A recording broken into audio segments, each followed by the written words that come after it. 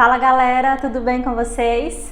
Bem, na aula de hoje nós vamos fazer um passeio sobre a história do cinema brasileiro, tá bom? Eu sou a professora Dejeane e a aula de literatura hoje é bem cultural, porque a gente vai aprender e conhecer um pouco mais sobre esse mundo do cinema em relação à trajetória dele aqui no Brasil, tá bom? Acompanhe aí no seu livro-texto, porque muitas das informações que eu coloquei nesse slide eu peguei lá do livro texto e aí vocês podem acompanhar, porque lá também tem destaques, né, marcações em negrito e também tem algumas imagens para ficar melhor a compreensão, tá bom? Está na página 94, ok? Pega o livro texto lá. Então, vamos lá, gente. Olha só. O cinema, ele tem um termo chamado indústria cinematográfica. Por quê? Porque é uma área em que existe um esforço de muitas pessoas, de muitos profissionais, para que consigam então produzir um filme, tá bom? Para que se consiga produzir um filme. Por exemplo, roteirista, assistentes de gravação, diretores, enfim, diretor de fotografia, são muitas pessoas. Por isso que é chamado de indústria cinematográfica, porque é um conjunto mesmo, um esforço de muitos profissionais para produzir um filme, tá bom? E também tem esse termo por conta do alto custo. Nós temos aí um investimento muito alto para se conseguir produzir um filme, tá? Por isso que é chamado de indústria cinematográfica. Quanto à linguagem, olha só, nós temos o roteiro. Esse roteiro, ele é organizado com tudo que vai ser falado, com as especificidades que terão naquela fala, naquela cena. Então, tudo isso é colocado. E como tem ali um roteiro a ser seguido, ele tem uma semelhança, né, com o texto teatral, certo? Por conta dessa sequência. Então, o roteiro, gente, ele é muito importante. Não dá para fazer cinema sem roteiro.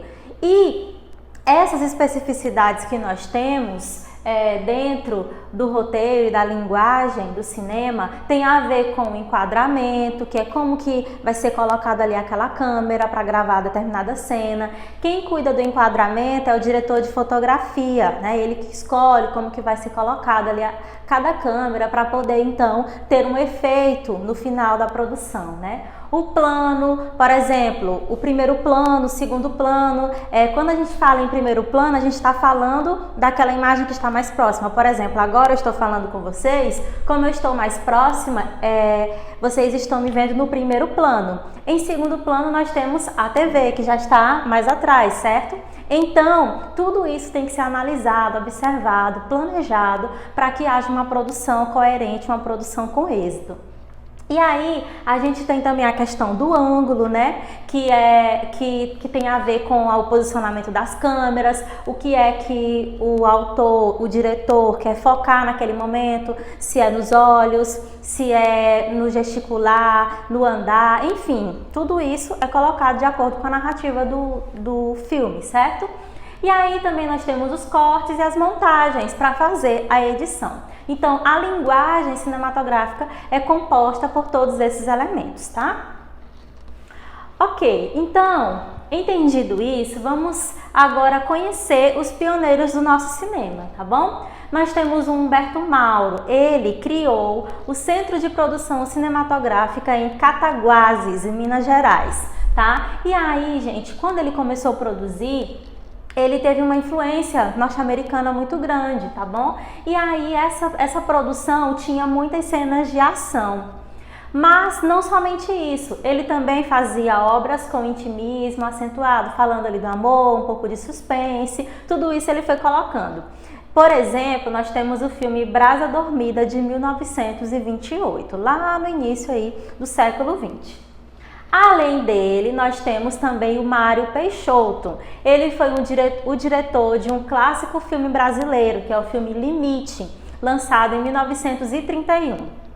Esse filme, gente, tem o enredo da seguinte forma: os personagens estão isolados em um barco à deriva, são 3 personagens e lá eles vão rememorando as suas vidas, certo? E aí esse filme traz uma inovação por conta dos ângulos, se comparados com os outros filmes, porque lá eles foram utilizando diversos ângulos para justamente captar a atenção e o intimismo dos personagens. Foi um filme bastante elogiado pela crítica e seria interessante que vocês parassem para ver, porque tem no YouTube, assim como outros também que eu vou falar aqui, tá bom? Para que a gente possa conhecer como que foi, né, a origem desses filmes do nosso Brasil. Em relação aos anos 40, olhem só, o que aconteceu? Nós temos as chanchadas de Atlântida, que começaram a surgir nessa década, tá? A Atlântida foi uma companhia de cinema lá do Rio de Janeiro. E aí o foco deles era a produção de filmes com apelo popular. Por isso que recebeu esse nome. Os filmes começaram a ser chamados de chanchadas. Então, quais eram as características? Era justamente falar de histórias de amor misturadas com humor e humor ingênuo circense, ou seja, relacionando o amor a essa ingenuidade ali do circo, tá? Com aquele humor bem inocente, digamos assim. Então, esses filmes tiveram essas características. Um exemplo é o filme Carnaval do Fogo, de Watson Macedo, que foi lançado em 1949. Ok, depois disso nós temos também o lançamento pela companhia Veracruz do filme O Cangaceiro. Esse filme já buscou enfatizar, que era o objetivo da companhia, uma produção um pouco mais luxuosa, ou seja, eles queriam, de certa maneira, trazer um ar mais de profissionalismo para os filmes brasileiros, certo? E aí, esse filme foi lançado em 1953 por essa companhia que surgiu em 1949 e a temática era a temática brasileira, só que com um modelo ainda importado, né? Um modelo ainda americano. Então, o foco aqui era falar do Lampião, personagem brasileiro nordestino. Bem, gente, então a gente chega no período em que o foco é o Nelson Pereira dos Santos. Quem foi esse homem? Olha só, ele foi um grande diretor, um cineasta, e ele é lá de São Paulo, nasceu em 1928 e morreu em 2018, há pouco tempo. E ele foi responsável por criar uma linguagem mais brasileira para os filmes, tá? E aí ele produziu, por exemplo, um dos filmes que foi muito elogiado, além de outros, né, que ele teve, que foi o filme Vidas Secas, lançado em 1963, com base na obra literária Vidas Secas de Graciliano Ramos. Então a gente tem aqui uma obra que vem trazendo a literatura para o cinema, de modo que foi muito elogiada, muito aclamada pela crítica. E aí, além desse, ele também fez o filme Rio 40 Graus, que foi lançado em 1955, um pouquinho antes. Sendo que essa obra é um semi-documentário falando dos favelados brasileiros. No caso aqui, ele escolheu dar destaque para a vida dos favelados do Rio de Janeiro, certo? Então, ele começa a trazer à tona as características culturais do Brasil, as desigualdades sociais, os conflitos que nós tínhamos para a telona, né? E começa então a colocar tudo isso, para que seja percebido com mais ênfase um Brasil que precisava ir para o cinema, que precisava ser visto no cinema. Na década de 60, nós temos um período de agitação cultural. Olha só, a gente até estudou isso, né, lá nas nossas primeiras aulas. Vocês lembram que nesse período aqui a arte ela foi divulgando, né, muitos materiais culturais relacionados aos temas sociais, que foi o que a gente viu em relação ao tropicalismo ou tropicália. Nós tínhamos ali uma década onde eles queriam destacar a cultura brasileira na música, nas peças, né? Então isso também não foi diferente no cinema. Essa vontade de destacar o Brasil na arte também fez parte aqui na década de 60. E aí, a gente tem um filme chamado Pagador de Promessas, de 1962, que foi dirigido por Anselmo Duarte. Esse filme, gente, ele ganhou o Festival de Cannes e assim, começou então a ser mostrado justamente, dado ênfase a essa cultura do Brasil na década de 60. Nesse período, a gente também tem um filme chamado Cabra Marcado para Morrer, de Eduardo Coutinho, que trazia como temática a organização dos camponeses lá em Pernambuco. Porém, como nós sabemos, a década de 60 foi a década de instauração da ditadura militar no Brasil, né? Então, nesse ano aqui, especificamente nessa produção, ela teve que ser interrompida, tá? Porque eles acharam que não estava ali de acordo com o momento, com a situação. E aí essa produção, devido a essa interrupção, né, foi então retomada 20 anos depois, tá?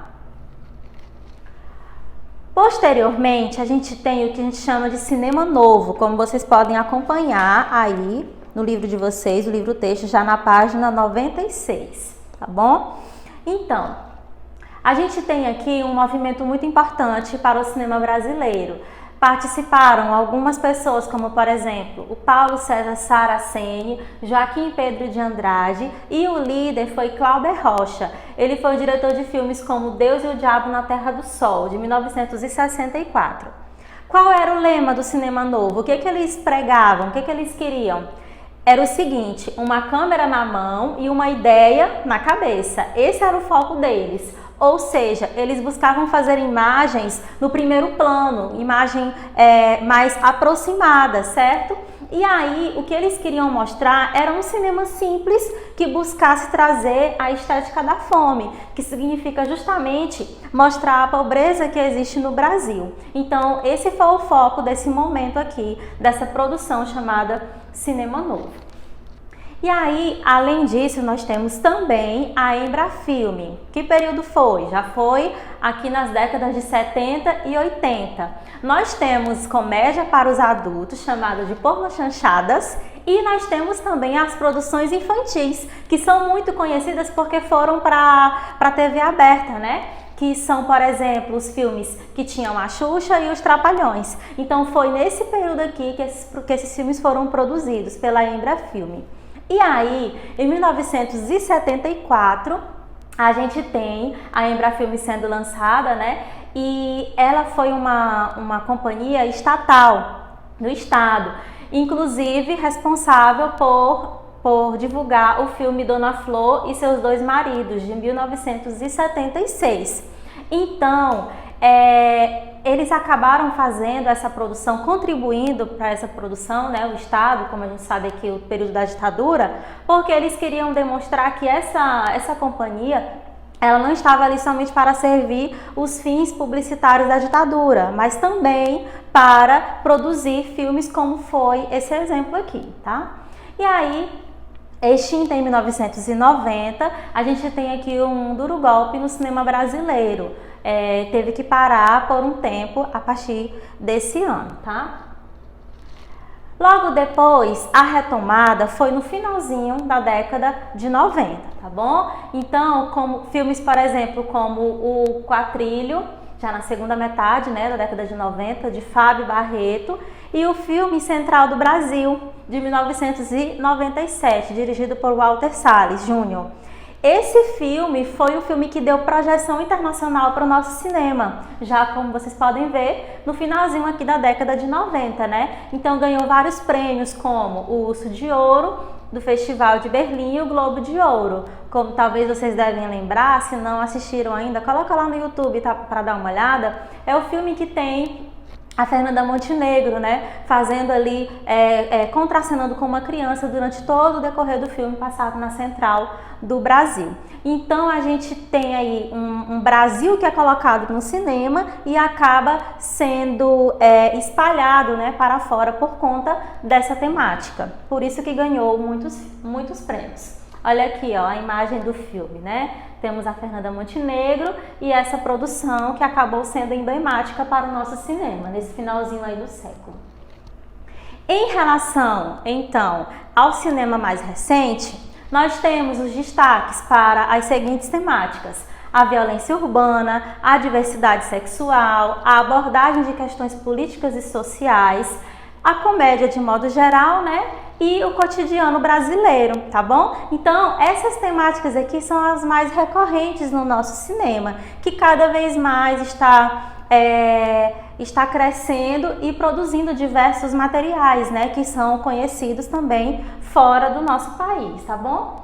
Como, por exemplo, eu coloquei aqui para vocês o filme Minha Mãe é uma Peça 3, do Paulo Gustavo. Ele tem aí 3 filmes com essa temática, como nós sabemos, né? Está em alta e ganhando muitos prêmios, muito reconhecimento. E o filme Que Horas Ela Volta, que também é brasileira, aqui com a Regina Casé, um filme que trata da desigualdade social, tá bom? Dessa relação aí entre ricos e pobres. Ok, gente? Então foi um pequeno passeio por essa temática do cinema. Espero que vocês tenham aprendido e entendido. A gente tem no livro do texto outros exemplos, recortes, né, de fotografias de filmes que eu citei aqui e outros mais, tá bom? E depois a gente pode então ver no YouTube, como eu falei para vocês, alguns desses filmes para nós conhecermos a nossa história, tá bom? Um abraço, fiquem com Deus.